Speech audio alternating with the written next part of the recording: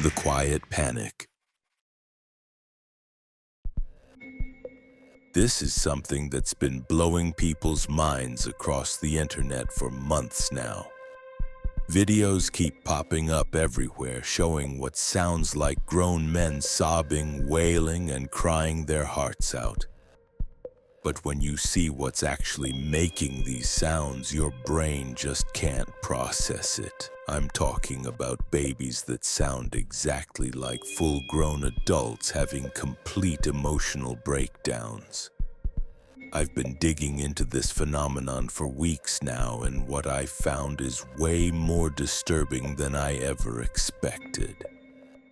We're not just talking about a few random viral clips here and there. This is happening all over the world, and there are some seriously dark explanations behind why these babies sound the way they do. Now, before we dive deep into this rabbit hole, I need to warn you that some of the stories I'm about to share are genuinely unsettling. We're going to explore medical conditions that most people have never heard of, cultural practices that will make your skin crawl, and scientific discoveries that challenge everything we think we know about human development. I've spent countless hours researching this topic, speaking with pediatricians, child development experts, and even tracking down some of the families whose babies have gone viral for all the wrong reasons. What I discovered is that there are actually 7 distinct reasons why babies can end up sounding like grown men, and trust me, each one is more shocking than the last. But here's what really got me obsessed with this topic. 3 months ago, I was scrolling through social media when I came across a video that stopped me dead in my tracks. It was titled "Baby's First Cry." But when I hit play, what came out of my speakers sounded like a 40-year-old man having the worst day of his life. The sound was so deep, so gravelly, so unnaturally mature that I actually checked to make sure I hadn't accidentally clicked on a different video. The comment section was going absolutely insane. People were convinced it was fake, that someone had dubbed adult voices over baby footage. Others were making jokes, but there were also parents sharing their own terrifying experiences with babies who didn't sound like babies at all. That's when I realized this wasn't just some random internet oddity.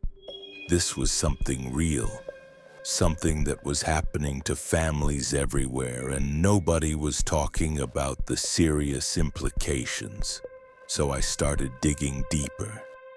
And what I found changed my entire perspective on child development and human biology. See, most of us assume that babies cry in high-pitched wails because that's just how babies are supposed to sound. We think it's natural, normal, maybe even evolutionarily designed to trigger our protective instincts. But what happens when that fundamental assumption gets turned completely upside down? The first case I investigated involved a family in Oregon whose newborn son made headlines when nurses in the delivery room actually called security because they thought there was an intruder in the maternity ward. The baby's cries were so deep and masculine that trained medical professionals couldn't believe the sounds were coming from someone who had just entered the world minutes earlier. But that was just the beginning. As I kept researching, I discovered there are babies whose cries sound like elderly men pleading for help. Infants who wail with the voice of someone going through a midlife crisis, and newborns whose first sounds on this earth are indistinguishable from grown men having emotional breakdowns. Now, you might be thinking this is all just some weird coincidence, or maybe these are isolated medical anomalies. But here's where things get really disturbing. Some of these cases aren't natural at all. There are actually environments and circumstances that can artificially create these deep, adult-like voices in babies. And when you learn what causes this, you'll understand why I've been losing sleep over this research. The medical community has been quietly studying this phenomenon for years, but they've been reluctant to share their findings with the general public. Why? Because some of the explanations are so unsettling that they didn't want to cause widespread panic among new parents. But I think people deserve to know the truth, even if it's uncomfortable. Throughout this investigation, I've uncovered everything from rare genetic conditions that affect vocal cord development to environmental factors that can permanently alter how a baby's voice develops in the womb. I've found cases where babies sound like grown men because of exposure to certain chemicals. Others where hormonal imbalances create voices that belong on middle-aged bodies. And some situations where the explanation is so bizarre that even the doctors treating these cases are left scratching their heads. But perhaps the most chilling discovery I made was learning about the cultural and historical context behind some of these cases. There are places in the world where babies crying like grown men isn't seen as unusual or concerning. Instead, it's viewed as a sign of something much darker, something that connects to beliefs and practices that most of us would find absolutely horrifying. I remember the exact moment when this research went from interesting to deeply disturbing. I was speaking with a pediatric specialist who had treated dozens of these cases over her 30-year career. She told me something that I haven't been able to get out of my head since. She said that in her experience, babies who cry like grown men often grow up to have psychological profiles that are completely different from typical children. They develop faster in some ways, slower in others, and many of them report having memories and thoughts that seem to belong to someone much older. That conversation led me down an entirely different path of research. One that touches on consciousness, memory, and questions about human development that science is only beginning to understand. Are these babies somehow accessing experiences or emotions that shouldn't be available to someone so young? Is there something about their neurological development that's fundamentally different from other children? The more I investigated, the more I realized that this phenomenon raises questions that go far beyond just unusual vocal patterns. We're talking about cases that challenge our basic understanding of how human consciousness develops, how memory works, and what it really means to be born with a blank slate. I've documented 7 primary categories that explain why babies cry like grown men, and each category reveals something different about human biology, psychology, and development. Some of these explanations are purely medical. Others involve environmental factors, and a few touch on areas of science that are so cutting edge that most people have never even heard of the research being conducted. But before we dive into each of these categories, I need to share something that happened during my research that completely changed how I view this entire topic. I was interviewing a mother whose 6-month-old son had become internet famous for his deep, gravelly cries when she told me something that gave me chills. She said that sometimes late at night when her baby was crying, she would find herself responding to him not as a mother comforting her infant, but as if she were consoling a grown man who was going through genuine emotional pain. She described feeling like her baby understood things that no baby should understand, like he was experiencing emotions and thoughts that belonged to someone with decades of life experience. And she wasn't the only parent who described this feeling. As I interviewed more families dealing with this phenomenon, I kept hearing similar stories about babies who seemed to possess wisdom, sadness, or emotional depth that felt completely inappropriate for their age. This is where our journey really begins, because understanding why babies cry like grown men isn't just about vocal cords or medical conditions. It's about exploring the boundaries of human development and consciousness in ways that most of us have never considered. So let's start with the first and most common explanation, one that involves a medical condition so rare that most pediatricians will never encounter it in their entire careers. The first category involves a condition called laryngeal gigantism. And when I first learned about this, I couldn't believe what I was hearing. This is a developmental disorder where the larynx and vocal cords grow at an accelerated rate during fetal development, essentially giving newborns the vocal apparatus of someone decades older. The result is babies who emerge from the womb sounding like they've been chain smoking for 40 years. Dr. Sarah Chen, a specialist I interviewed at Children's Hospital of Philadelphia, told me she's seen maybe 3 cases in her entire career. She described the first time she heard one of these babies cry as absolutely haunting. The infant was barely 2 days old, but his cries resonated with the deep, raspy quality of someone going through a devastating loss. The parents were convinced something was seriously wrong, and honestly, even the medical staff struggled to maintain their composure.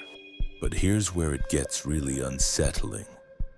These babies don't just sound different. They often exhibit behavioral patterns that seem completely inappropriate for their developmental stage. Parents report that their cries seem purposeful, almost calculated, like they're trying to communicate complex emotional states rather than basic needs like hunger or discomfort. The second category is even more disturbing because it involves environmental contamination. I discovered cases where pregnant mothers were exposed to specific industrial chemicals that altered fetal vocal cord development in ways that science is still trying to understand. These aren't isolated incidents either. There are entire communities where multiple babies have been born with adult-sounding voices, and the common thread is always contaminated water supplies or air pollution from nearby factories. I spent 2 weeks investigating one such community in West Virginia, and what I found there will haunt me forever. The local hospital had delivered 17 babies over a 5-year period who all cried with voices that belonged on grown men. The parents didn't know each other. They lived in different parts of town, but they all shared one thing in common. They all lived within a 3-mile radius of a chemical plant that had been illegally dumping waste into the local groundwater for over a decade. The third category touches on something that most people would find absolutely unbelievable. There are documented cases of babies who seem to be born with memories that aren't their own. These infants cry with voices that sound like specific adults. And when researchers dig deeper, they often find connections between the baby's vocal patterns and deceased individuals from the same geographical area. I know how crazy this sounds, but I interviewed a family in Louisiana whose baby boy cried with a voice that was identical to his grandfather, who had died 3 months before the child was born. The resemblance wasn't just in tone or pitch, it was in the specific emotional quality of the cries. The baby would wail with the exact same cadence and intensity that the grandfather used when he was experiencing pain during his final illness. The fourth category involves hormonal manipulation, and this is where things get really dark. There are underground markets where certain substances are sold to pregnant women with promises of creating special children. These chemicals artificially accelerate vocal cord development, but they also cause neurological changes that can have permanent effects on the child's cognitive development. I managed to track down 3 families who had used these substances, and their stories are absolutely heartbreaking. The babies sound like grown men, but they also exhibit signs of accelerated aging in other ways. Their cognitive development follows patterns that don't match typical childhood milestones, and many of them struggle with psychological issues that typically don't emerge until much later in life. The fifth category is perhaps the most scientifically fascinating, but also the most terrifying. It involves genetic mutations that affect not just vocal development, but consciousness itself. These babies are born with neural pathways that shouldn't exist in infant brains, pathways that typically develop over years of life experience. Dr. Michael Rodriguez, a neuroscientist studying these cases, showed me brain scans that defied everything we thought we knew about infant neurology. These babies' brains showed activity patterns in regions associated with complex emotional processing, long-term memory formation, and even abstract thinking. It's as if they're born with mental capabilities that should take decades to develop. The sixth category involves cultural practices that are so disturbing I almost didn't include them in this investigation.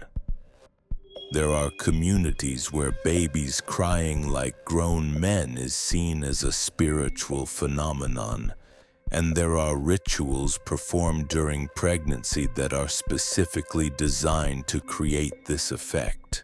I won't go into the specific details of these practices because I don't want to provide a roadmap for anyone who might be tempted to try them.